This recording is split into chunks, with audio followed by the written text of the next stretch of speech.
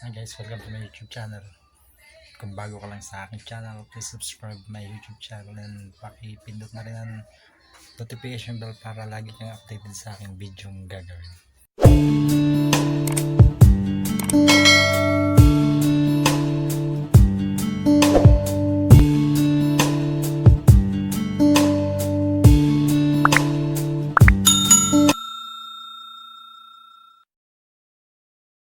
Hello guys, welcome to my channel. For today's video is babaklasin natin yung microwave na luma natin at kukunin natin yung mga parts. Okay guys, at kung bago ka lang sa akin channel is paki-subscribe na rin. A few moments later.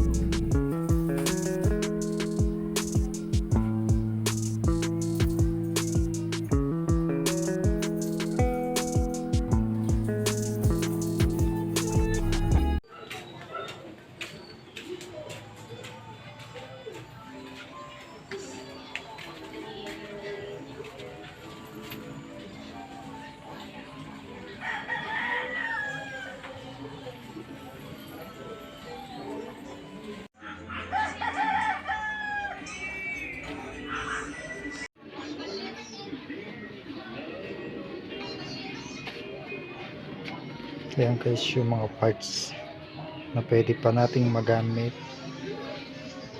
sa microwave.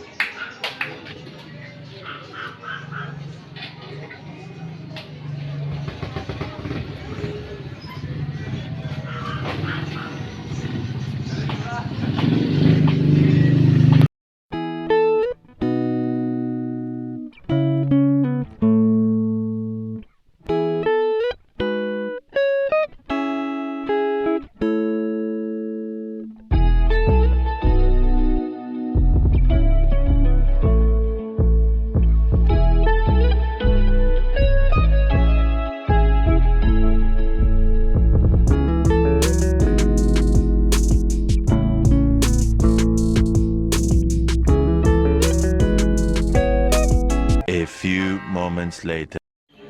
Okay guys, ito nga pala yung nakuha natin sa lumang microwave na mga pyesa na pwede pang gamitin. Tulad nito is capacitor. Pwede pa natin siya magamit. At saka ito yung pang swing arms. Yung timer. Yung transformer. At ito yung heater.